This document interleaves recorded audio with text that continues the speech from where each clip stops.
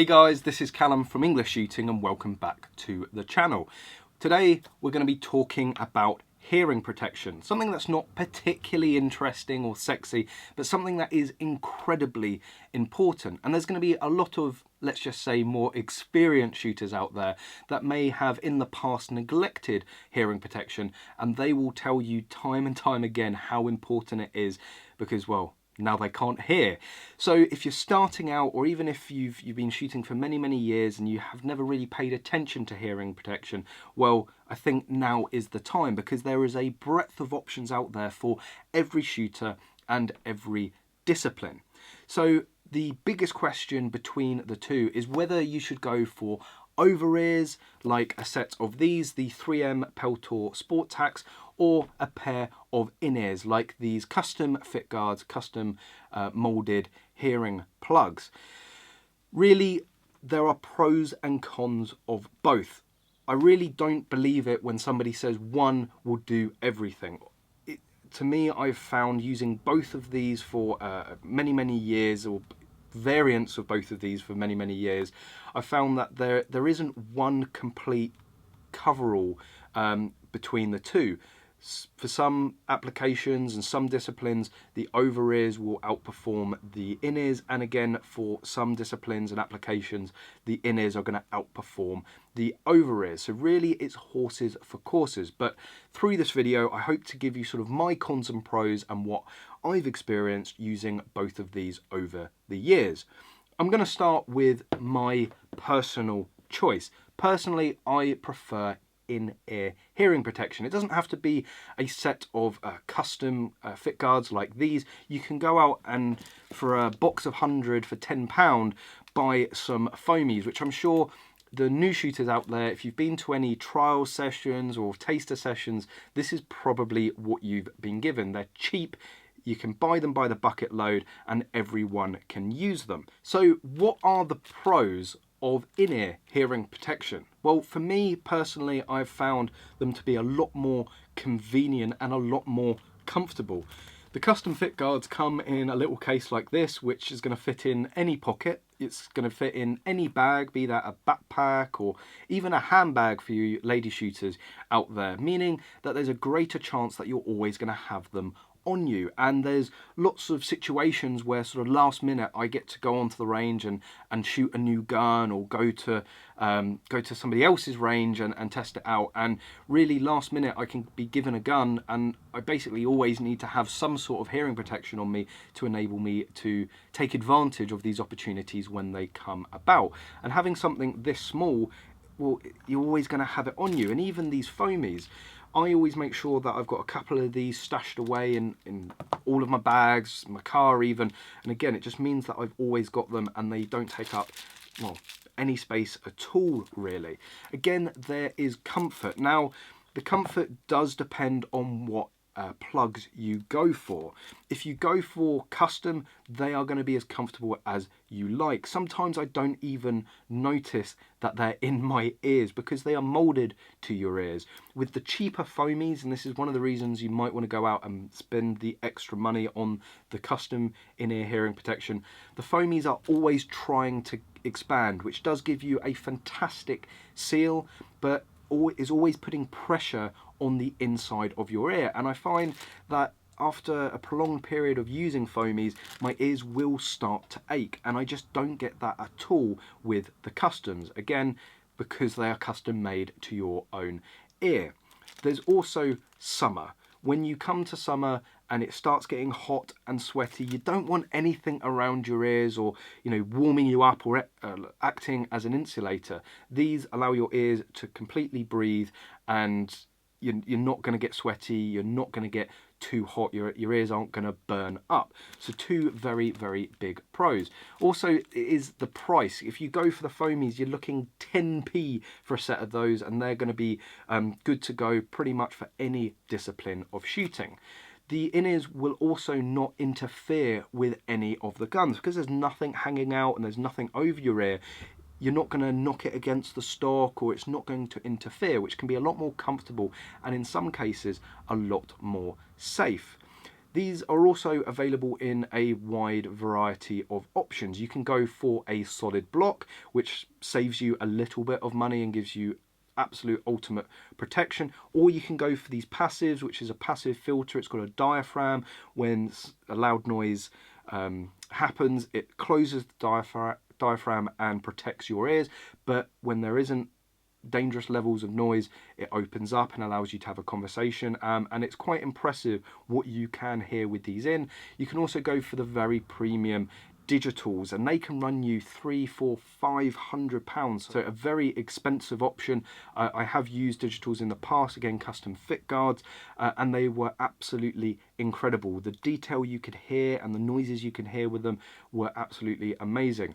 I use the passives because they are simple. You don't have to worry about batteries or modes. You just chuck them in your ears, forget about them, and go about your business.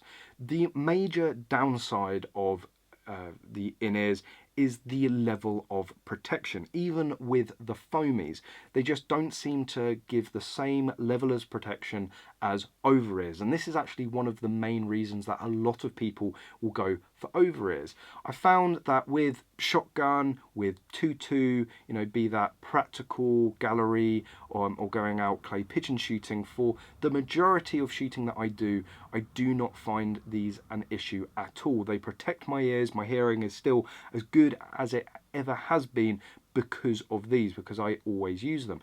What I have found when I go out and do 223 AR-15 rifle, certainly in enclosed space, indoor ranges, quick successive shots and big muzzle breaks, I have found these to be a little under what is required, and have started to use the over-ears. But really, that's the pros and the cons of using in-ears. So moving nicely into the over-ears, yes, they do seem to give a lot more protection overall. You can go and shoot the louder, larger calibers with these and not have any issues. A lot of people, and even Richard from Custom Fit Guards, recommends that for some shooting you still should use both. You should use your in-ears and the over-ears for absolute ultimate protection. But these on their own will do the job against 50 cows, against 308s, 338s, anything you can throw at them, you're not going to have to worry. But there is a danger, again, talking about them being over-ear and big and bulky, is that the interference you can get with the stock. Certainly for practical shooting, where it's fast-paced and dynamic, if you knock them off and interfere with the stock, it's going to affect your shooting, because you're fighting with the hearing protection. Even clay pigeon shooting, where again getting a good meld on the stock is incredibly important, and if you're adjusting your face because you're knocking them on the over-ears, that is again going to affect your shooting. The danger of that as well is knocking them off your ear, and sometimes you don't even notice it. If it's resting on the stock, all it takes is a little bit of a gap, and then you're going to lose all of that hearing protection, which is why shooters like Jerry Michalak actually uses in-ears and over-ears, meaning that if the over-ears fall off completely, he's still going to be protected in some way with the in-ears. Again, we were talking about summer and heat. These can get incredibly sweaty and hot. Your ears will glow like a small sun when you use them for summer. For ease and convenience and comfort, that's again one of the pros of the in-ears. But yeah, they can get a little bit hot and sweaty. You can get different inserts for the foam, which does help regulate that and make it a little cooler, but they're just never going to be as comfortable as the in-ears. Also, it depends on what sort of cap you wear. You can see I've got the bobble on this one, and if you put it on your head, where it should be level sort of center where your ears are, you're going to start to press down on that bubble, and again it's going to be a little bit more uncomfortable. But I have found in certain scenarios these can be a lot more convenient because they are completely universal. They are always in my range bag, meaning that anybody that comes down the range I can just chuck them to and they can use. They are completely adjustable, so for the big heads out there, you've got the adjustability. You can pull them right out. If you've got a small head, well, you can put them straight in. Children can use these, full-grown adults can use them. They're really, really versatile. Also, these ones are electronics. So they're about £100 to £120, the sport tax. You can go and get cheaper ones without the electronics. They're around £20, £30. But the electronics in these are comparable to the digital in-ears. The digital in-ears being £300–400, well, these are 100, 120 quid, and you get the exact same functionality.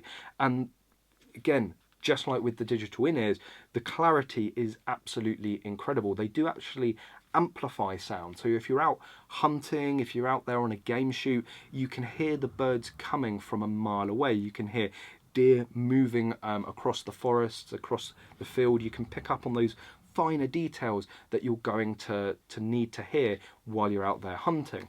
Also for instruction and ROing.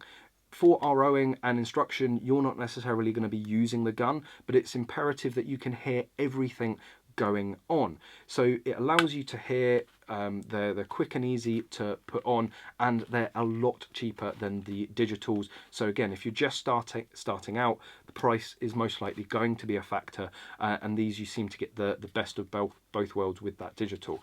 But yeah, Connors uses over-ears pretty much exclusively when he's instructing. Again, they're very easy to take on and off. These can be a little fiddly sometimes to get in there correctly. They do supply Vaseline with them to make it a little bit easier, but taking them in and out can be a little inconvenient sometimes, and taking them out and putting them in your pocket, they do pick up a lot of dirt, because obviously you're covering them in your nice earwax, and then that's just a magnet for crud. So you do have to maintain them, you do have to clean them. With these, you take them on, you take them off, they're not going to pick up the same sort of dirt. In that sense, a lot more convenient. So as I said at the start, there isn't really a way to say that one is going to see you through absolutely every eventuality.